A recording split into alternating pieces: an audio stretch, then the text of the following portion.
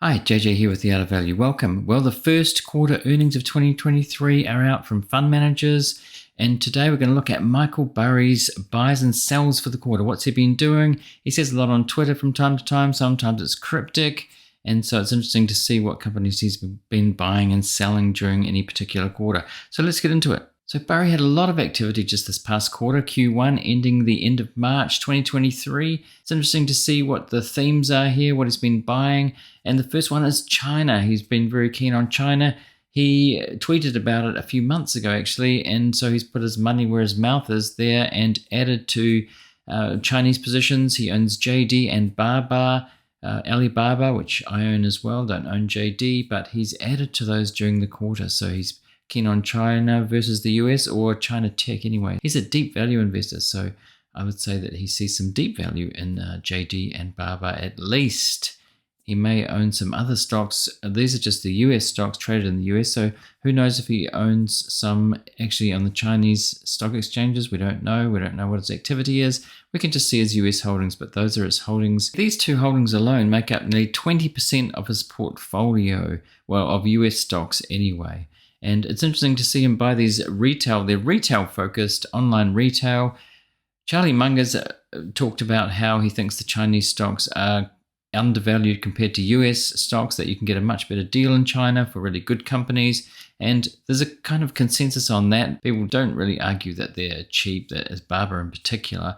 It's just the geopolitical risk that people see, especially as US investors, as international investors, with the Chinese government can come and crack down, and we've seen that over the past few years. So there are other risks apart from financials. The latest news, and I made a video about this, was that Baba's breaking up into kind of 6 pieces, and they have the ability to IPO those pieces and to generate value, to realize the value of those pieces over time. It looks like they're actually going to do that. And so Burry seems probably that he's keen on that. As I said, he's a deep value investor, so he buys something that's very undervalued and will sell at fair price, which is different from my approach. I've done that in the past on a few things that worked out successfully, but I prefer long-term compounders, and I bought Baba when I thought it was undervalued. Charlie Munger also still holds it.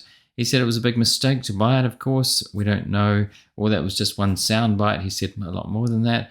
But that's where Burry kind of agrees with Charlie Munger on buying it anyway, and we'll see what happens. Well, a lot of the time, Michael Burry doesn't hold stocks for very long. He's not a trader, but a deep value investor, meaning that sometimes it can seem like a trade because he buys these things cheap and then will sell when he sees them to get to intrinsic value or fair price, very much in the Ben Graham style of value investing. So the next kind of theme that's been happening in this past quarter for Burry is banks. He's been buying banks, these distressed banks in particular.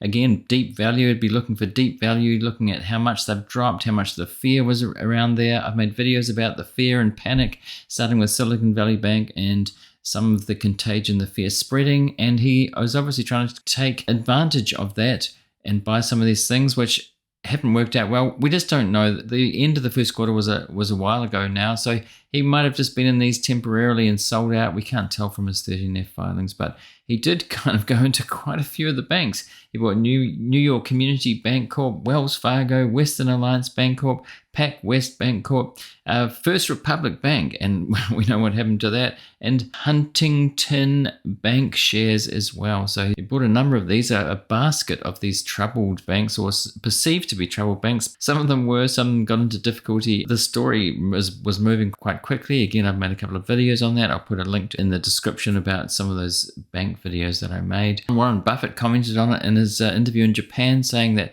he thought the banking system was safe and that no depositor would lose money. In any case, shareholders might lose money, and Michael Burry may have lost quite a lot because of deep underwater, some of these. As I've said before, this is personally something I wouldn't do. Banks and financials aren't really in my circle of competence. I wouldn't feel really confident at all doing this. But Michael Burry, of course, during the great financial crisis, the global financial crisis, he shorted the housing market. He did very well out of it. So he does feel comfortable in that arena. And short term, we just don't know his movements during the quarter. We can see that he's been buying banks. He might have been selling banks since then. I just wonder how well he actually did out of that, but it's definitely in his circle of competence. Judging from past experience during the GFC, how well he did.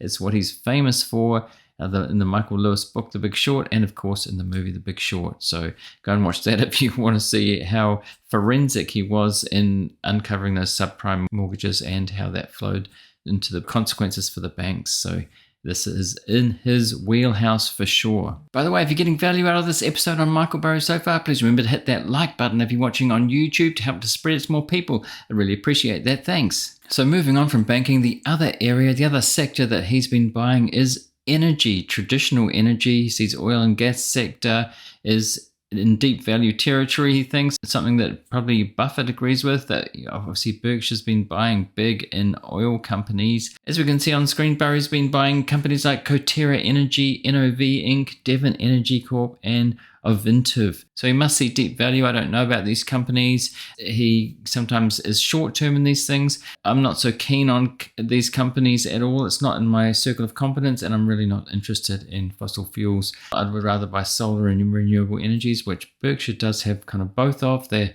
sort of agnostic about energy. So that's the third. We've got China, we've got banks, and we've got energy in this quarter. He's been very active, hasn't he? Another thing to think about here with Burry's portfolio is that it seems to be about around $100 million worth that he has in stocks at the moment.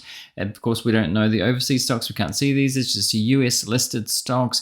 But that's probably not all of his portfolio. Either he's holding a lot of cash, and remember the interest rates on cash have been getting a lot better. They're not bad, and people have been worried about putting them in those regional banks. Though I'm sure people have been pulling them out and putting them in the big banks or at places like brokers. I keep some in Interactive Brokers. You can get quite good interest rates now at banks or at brokers. There's a link in the description to Interactive Brokers. That's my broker. That's where I hold cash. But Burry probably either has a huge amount of cash on hand, so we couldn't say, even though he's bought a lot of stocks, it's probably not really high conviction at this point. And judging by his tweets for the last few months, last few quarters, called the bear market. He did very well during the GFC though, and also during the tech crash, the dot-com bubble during the early 2000s. He bought cheap stocks then. So if things get really cheap, he'd probably buy a lot bigger than he has now, I would say. I don't think this is particularly high conviction or all the money he's got to put to work at the moment. Of course, the buying activity in the quarter is only part of what he did. Of course, he was also selling, and I've made previous videos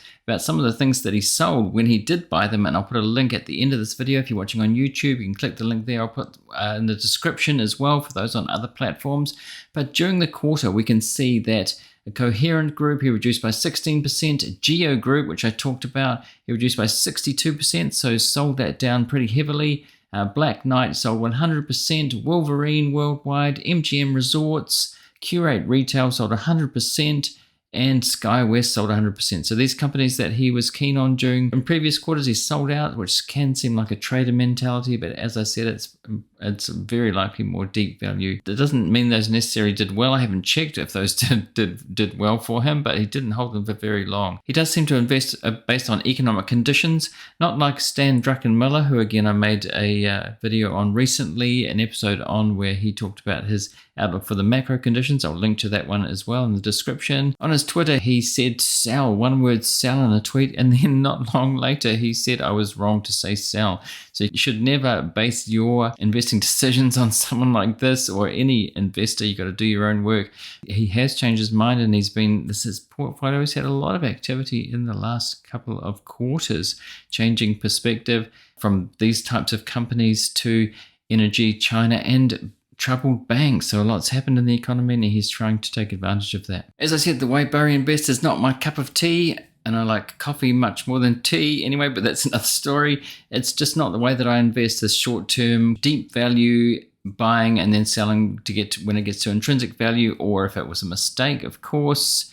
I'm more finding a compounder. So there's not a lot of things that I buy that are similar to Burry, but it just so happens that Alibaba's been one of those where he sees deep value in it, and he's hoping it'll go up in the probably fairly short term, but I'm thinking of keeping that long term. I bought it with the intention of keeping that long term, compounding over time, and I just saw it at a good price at the time that I bought it. So Same companies that we own, but for different reasons. Well, that was a quick rundown on what Michael Burry's been buying and selling in the quarter. I hope you found that interesting. I certainly did, to go through that, to see what those sectors he's buying in, what he's thinking, or trying to work out what he's thinking, reverse engineering his decisions. Of course, he might have blown out of some of those already. We don't know, especially the banks, I would say. Some of those have done pretty badly. Be interesting to know if he made money on those. I'll put a previous episode up here on YouTube. If you're watching on YouTube, go and watch that. It's what Michael Burry was buying and thinking a few months ago in the last quarter. And thanks for watching or listening. I hope you enjoyed that, and I'll see you next time.